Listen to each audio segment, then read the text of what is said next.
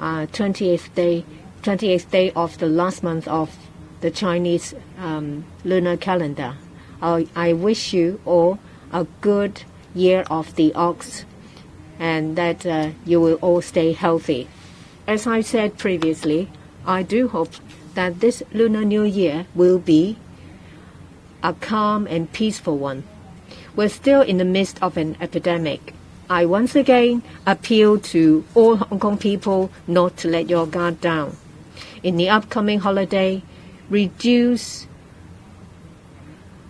your activities outside, reduce the number of family gatherings, keep personal hygiene, keep your masks on, and wash your hands regularly.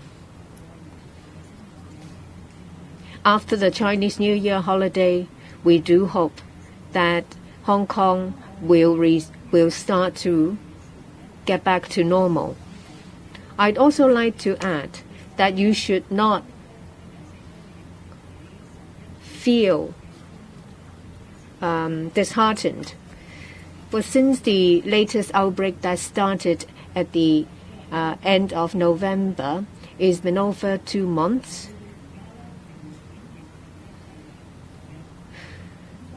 the situation has been quite turbulent, but we have seen signs that this outbreak is subsiding. We should seize the opportunity to try to achieve zero infection. These are the signs that the latest outbreak is subsiding. The number of new cases. I'm sure you all follow closely the number of confirmed cases. In the past 7 days, the total number of new confirmed cases stands at 181. On average, 26 cases a day is a low two-digit level. What does it mean, 181 cases in the past 7 days? At around mid-November, at the beginning of the latest outbreak, we have about 100 to 200 cases a week, compared to the peak in the past 2 months with over 600 cases per week. We see that in recent 7-day period, there has been a drop by about 70%. The other sign is the number of untraceable cases. In the past 7 days, there are 48 untraceable cases, less than 7 cases a day. It's a single-digit figure. We hope that untraceable cases will continue to drop. We will also enhance our capability to trace and detect cases to find hidden cases. The third sign is the sewage surveillance program that was first put to use here in Hong Kong.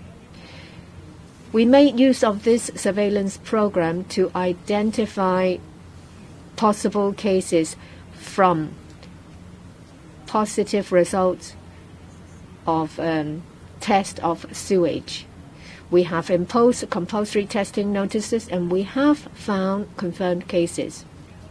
Every day I read the daily report from the Hong Kong U, 24 reports from samples. They use red and blue.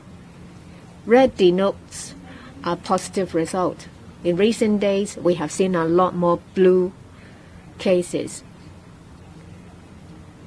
We have not issued compulsory testing notices covering buildings with positive sewage result. The last time it was imposed was the 4th of February. The fourth indicator is something that is not often mentioned. You'll find the information from public health website from the Hong Kong U. Is the RT, is the real-time reproductive rate. In short, it denotes the number of people that an infected person will infect others. It was at one point over 3, but now it's been hovering at the level of 0.6. The last indicator is the 25 restriction and testing declaration. Altogether, over 40,000 people have been tested. We've only identified 4 cases. It is actually a good sign when we don't find any cases under the restriction and testing declaration.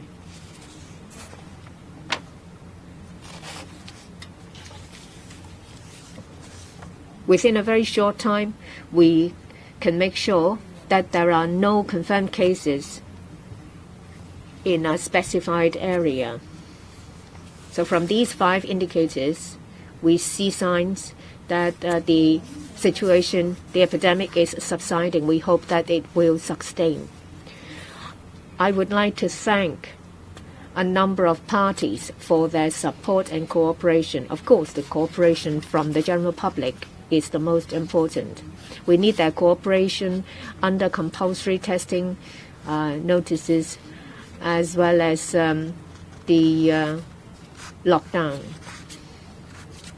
It does no one any good if we rely on law enforcement solely. You won't be happy if you're given a penalty ticket, and it also involves a large amount of manpower and resources.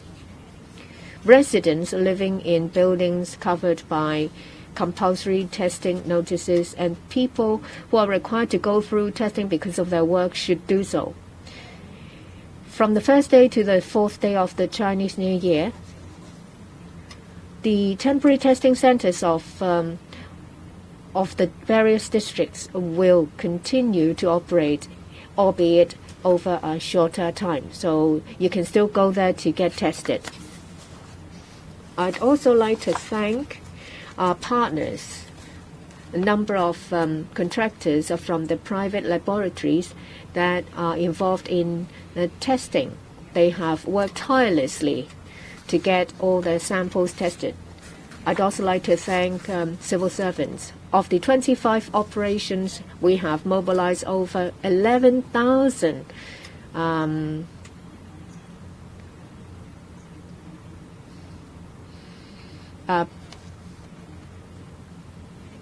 people from the civil servants. By that I mean that they have participated altogether 11,000 times, some of them participating over different rounds. When it comes to resumption of normal lives after the Chinese New Year, of course, we hope for the best. If the situation continues to improve, there will be favorable conditions for daily activities to resume after the Chinese New Year. I'm minded to first resume classes for students, because class suspension has a huge impact on the students.